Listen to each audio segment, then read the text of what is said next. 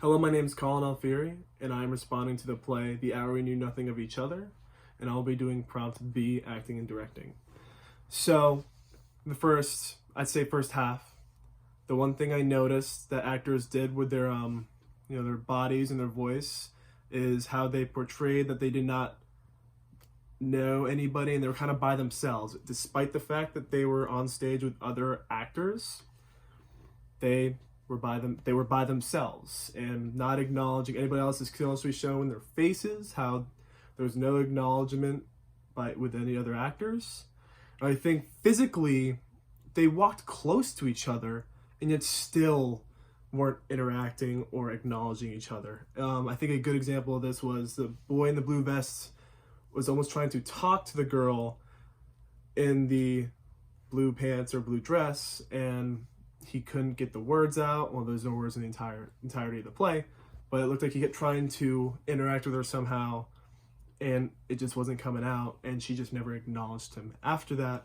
And that was kind of an underlying theme in the first half where none of them were really interacting with each other, and then later on, like, those two kind of become a couple, and just like the girls in the gray shirts and the cardigans became like a pair that always interacted with each other.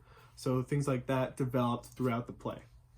So I think another thing that actors specifically, I'm not sure if the director chose this, but the actors did, was they each had their own kind of an identity.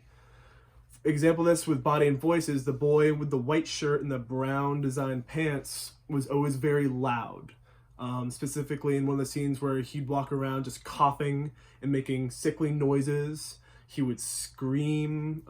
That was his underlying theme whenever he was on stage. And this kind of gave a lot of characters, their one character instead of maybe the multiple characters they were trying to portray. Because when they were on stage, they had a theme. When you saw this character, he was always loud. If you saw like the tall blonde girl on stage, she always had a confident posture, a powerful posture. When you saw, say, the girl with the red lipstick, she was always kind of kept to herself, but would occasionally, blow up. So when you saw her on stage, you didn't know when she was going to just blow up, scream, be very energetic. The girl in the red, for example, was always, made kind of monkey-like noises and kind of acted as so. The girl in the purple kind of acted a little loony, but was always very happy and smiling.